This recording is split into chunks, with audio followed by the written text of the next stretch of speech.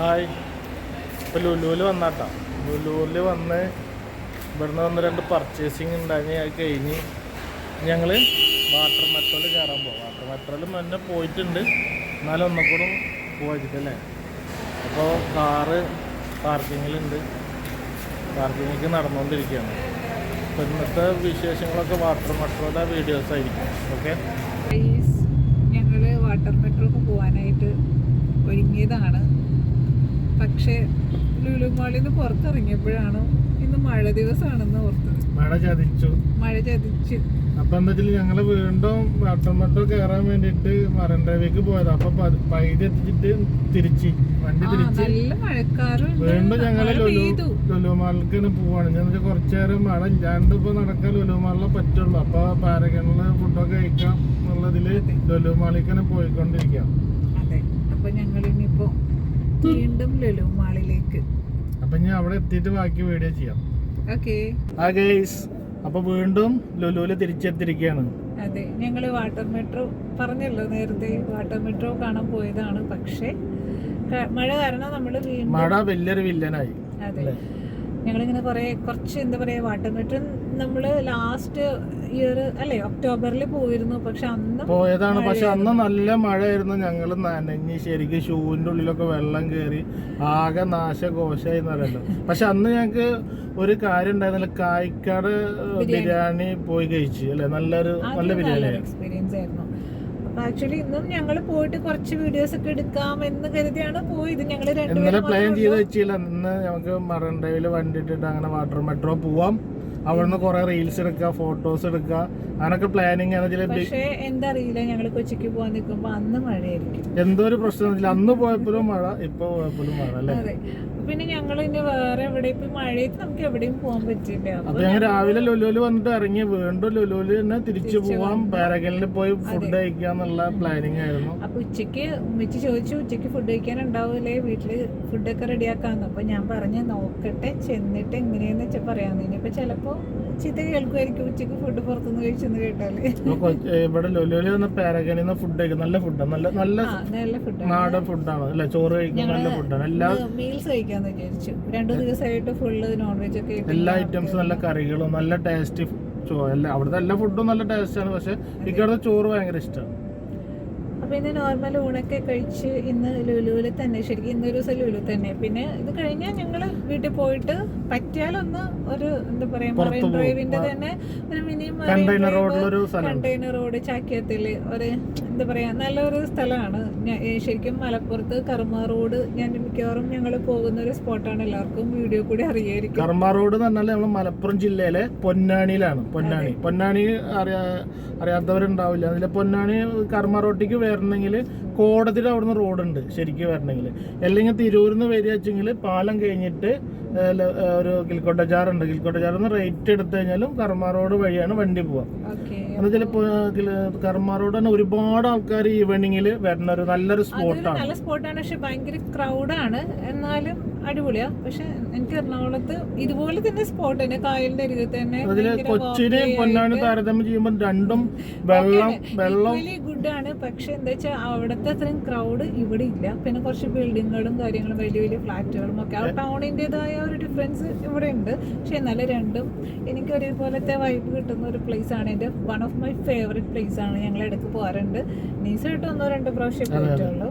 പക്ഷെ എനിക്ക് ഭയങ്കര നൊസ്റ്റാൾജിയാണ് അവിടെ പോകുമ്പോൾ. കല്യാണത്തിന് മുന്നൊക്കെ ഞാനും ബ്രദർ ഷെയറും ആശ ഞങ്ങൾ എപ്പോഴും സ്ഥിരം, ഞാൻ ഡ്രൈവിംഗ് പഠിക്കാനായിട്ട് പോകുന്ന സ്ഥിരം സ്പോട്ട് അവിടെയാണ്.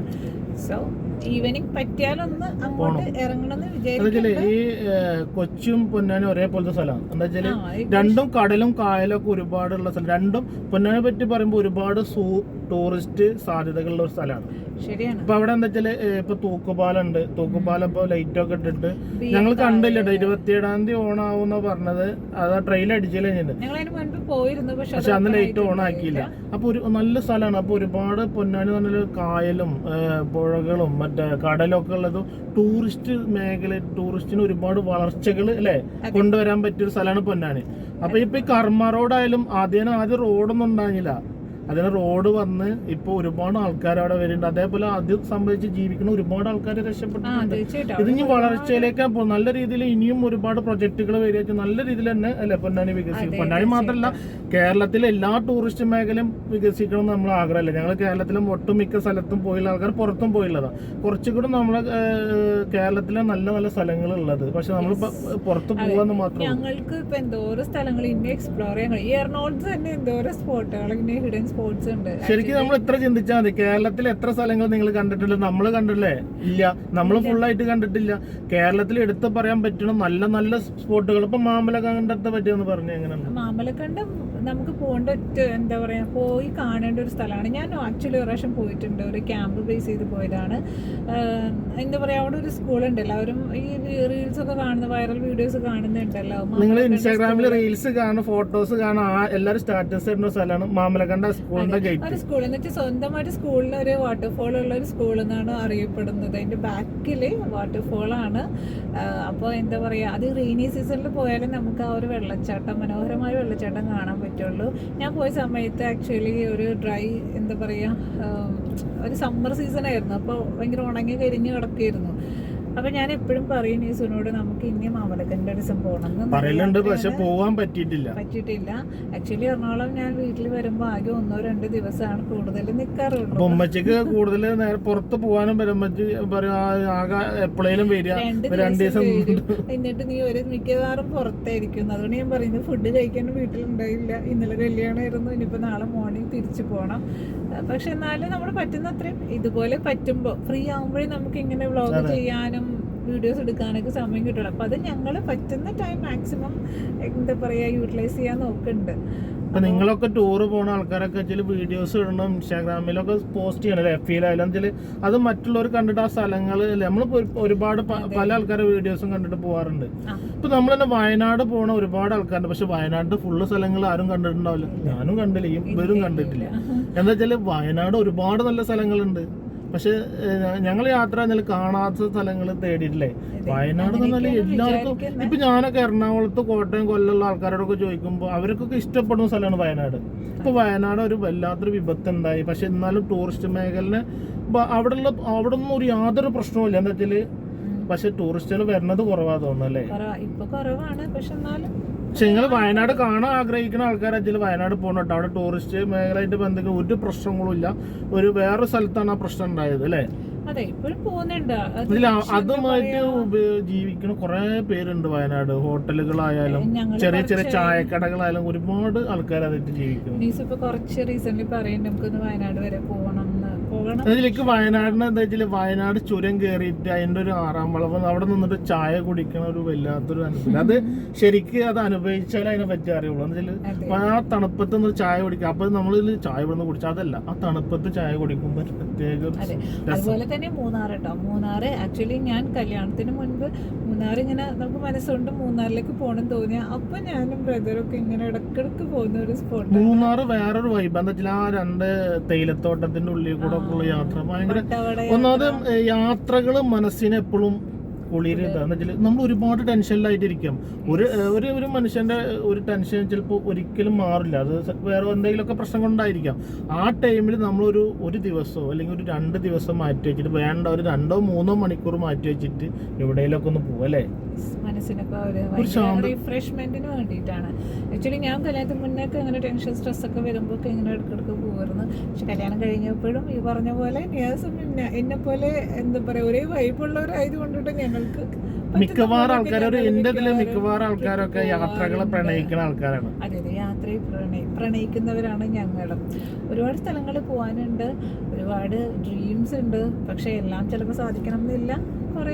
ഞാൻ ഊട്ടിയിലൊക്കെ ഒരുപാട് വട്ടം പോയില്ല. എന്നുവെച്ചാൽ എണ്ണയാ തീരില്ല, അത്ര വട്ടം ഊട്ടിയിൽ പോയിട്ടുണ്ട്. ഊട്ടിയത്തെ സ്ഥലങ്ങൾ കാണാൻ ആ ക്ലൈമറ്റ് ഭയങ്കര ഇഷ്ടം. രാവിലെ ഞാൻ ചായ കുടിക്കാൻ വേണ്ടി മാത്രം പുലർച്ചെ 5:30 എണീറ്റ് പുറത്തിറങ്ങുന്നില്ല. ആ തണുപ്പത്ത് നിന്ന് ചായ കുടിക്കാൻ വേണ്ടിട്ട് ഭയങ്കര രസമാണ്. ഞങ്ങൾ പോയിട്ടുണ്ടായിരുന്നല്ലോ ഊട്ടിയില്.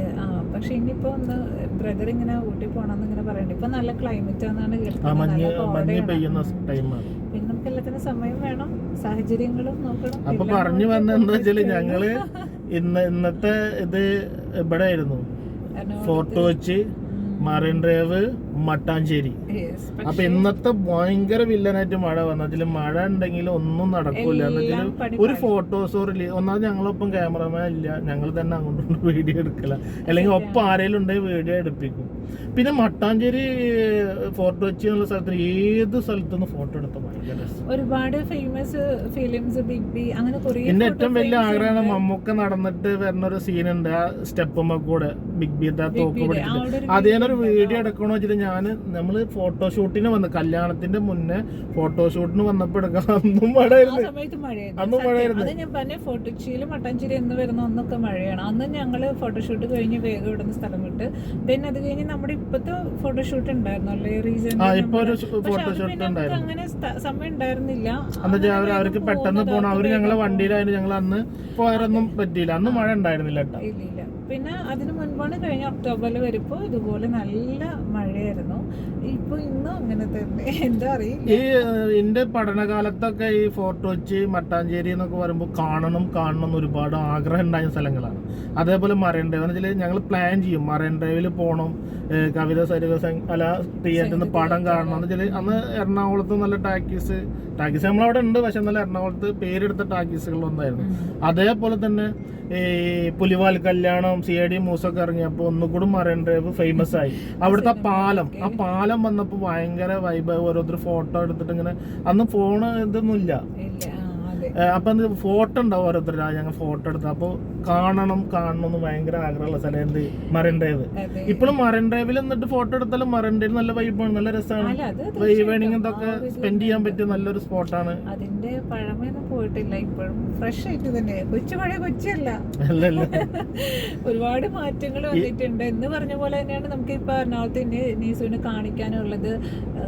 നമ്മുടെ ഹിൽ പാലസ് ഭയങ്കര ചരിത്ര പ്രസിദ്ധമായിട്ടുള്ള ഒരു പാലസ് ആണ്. അവിടെ കുറേ ഫിലിംസ് ഷൂട്ട് ചെയ്തിട്ടുണ്ട്. ദെൻ പിന്നെ മാമലക്കണ്ടം പറഞ്ഞു. പിന്നെ എന്റെ വീടിരിക്കുന്ന മെയിൻ സ്റ്റോപ്പാണ് പത്തടിപ്പാലം എന്ന് പറയുന്നത്. എടപ്പള്ളിയുടെയും കളമശ്ശേരിക്കൊക്കെ നടുക്കാണ് ഈ സ്റ്റോപ്പ്.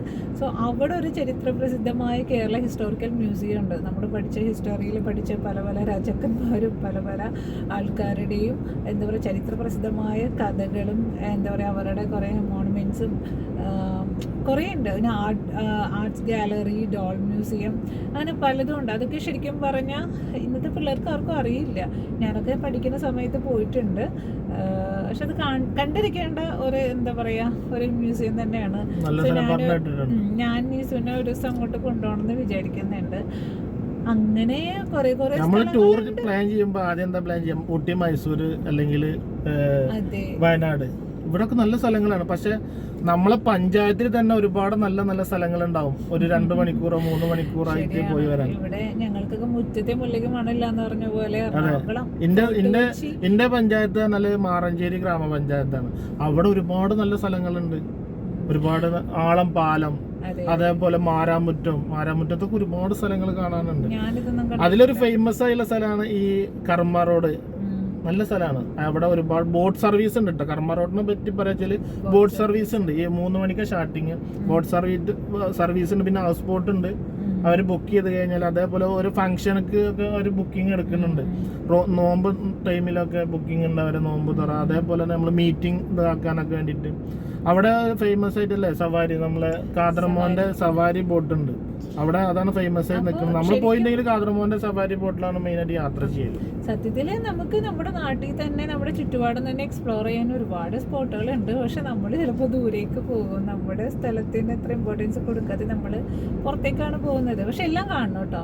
ലൈഫിൽ നമ്മൾ എല്ലാ സ്ഥലങ്ങളും കണ്ടിരിക്കണം. പക്ഷെ എനിക്ക് തോന്നുന്നു നമ്മുടെ സ്വന്തം ജില്ല അല്ലെങ്കിൽ കേരളത്തിലെ എനിക്ക് ഏറ്റവും കൂടുതൽ സംസാരിക്കാൻ പറ്റാത്ത ഒരു സ്ഥലത്താണ് ടൂർ പോയത്. മണാലി എത്തി കഴിഞ്ഞപ്പോ, മണാലിന്ന് ബസ് ഇറങ്ങിയപ്പോ എന്ന് പറയാൻ വയ്യ, അത്രയും തണുപ്പ്. എന്താ വെച്ചാല് ഞാൻ 3 ടീഷർട്ടും കോട്ടൊക്കെ ഇട്ടിട്ട് ഭയങ്കര നമുക്ക് സഹിക്കാൻ പറ്റില്ല.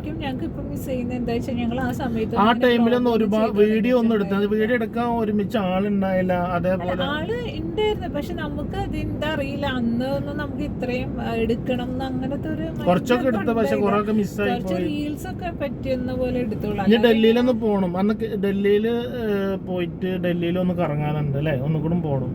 നല്ല ഡൽഹിയിൽ പോയി കഴിഞ്ഞാൽ കേരള ഹൗസിൽ പോയിട്ട് അവിടെ റെസ്റ്റോറൻറ്റ് ഉണ്ട് കേരള ഹൗസിൻ്റെ ഉള്ളിൽ. അവിടുത്തെ ഫുഡ് നല്ല രസമുള്ള ഫുഡാട്ടോ. അതിലൊരു വെറൈറ്റി നമ്മൾ കേരളത്തിൽ കിട്ടണ പോലത്തെ നല്ലൊരു ഫുഡാണ് ഡൽഹിയിൽ. അപ്പോൾ ബോറടിപ്പിക്കാൻ വേണ്ടി പറഞ്ഞല്ലേട്ടാ, യാത്രകളെ പ്രണയിക്കുന്നവർക്ക് ഇതൊക്കെ കേൾക്കുമ്പോൾ രസമായിരിക്കും. ഞങ്ങൾ യാത്രകളെ പ്രണയിച്ച് ചെയ്തു, അത് ഞങ്ങൾക്ക് ഭയങ്കര ഇഷ്ടമാണ് യാത്രകൾ എന്ന് പറയുമ്പോൾ. അപ്പോൾ പറ്റുന്ന പോലെ എന്താ പറയാ, ഞങ്ങൾക്ക് ആവുന്നിടത്തോളം അല്ലേ, നമ്മൾ ഹെൽത്തി ആയിട്ടിരിക്കുമ്പോഴാണ് നമുക്ക് അതെ, നമുക്ക് കുറെ കഴിഞ്ഞിട്ട് റിട്ടയർമെന്റ് ഒക്കെ കഴിഞ്ഞിട്ട് ഒരിക്കലും എവിടേക്കും പോകാൻ പറ്റില്ല. എന്നുവെച്ചാൽ അപ്പൊ നമുക്ക് ടൈം ഉണ്ടെങ്കിലും നമ്മൾ ആരോഗ്യം സമ്മതിക്കില്ല. ഇപ്പൊ നമുക്ക് ടൈം ഇല്ലെങ്കിലും ഉള്ള ടൈം കണ്ടെത്തിയിട്ട് ഉള്ള സമയത്ത് ഉള്ള ഞാനായാലും എനിക്ക് ഡ്യൂട്ടി ഉണ്ട്. ഡ്യൂട്ടി കഴിഞ്ഞതിന് ശേഷം ഇന്ന് ഞാൻ ലീവ് എടുത്തതാണ്. പക്ഷെ ഡ്യൂട്ടി കഴിഞ്ഞതിന് ശേഷമാണ് നമ്മളിപ്പം പുറത്തൊക്കെ പോകുന്നത്. ചില ആൾക്കാർ ചോദിക്കുന്നുണ്ട്, ഡോക്ടർ ഡ്യൂട്ടിക്കൊന്നും പോകുന്നില്ലേ ചോദിക്കുന്നുണ്ട്. ഞാൻ പോകുന്നുണ്ട്. 6-ാം തമ്പുരാൻ ഫിലിമിൽ ലാലേട്ടൻ പറയുന്നുണ്ട്, സംഗീതം അറിയും തോറും അകലം കൂടുന്ന മഹാസാഗരമാണ് സംഗീതം. അതേപോലെ യാത്രകൾ എന്ന് പറഞ്ഞാല് ഒരുപാട് അകലുള്ള, അറിയും തോറും അകലുള്ള ഒരുപാട് സ്ഥലങ്ങൾ കാണാനുണ്ട്. കേരളത്തിലുണ്ട്, അതേപോലെ ഇന്ത്യയിലൊക്കെ നല്ല നല്ല സ്ഥലങ്ങളുണ്ട് അല്ലേ.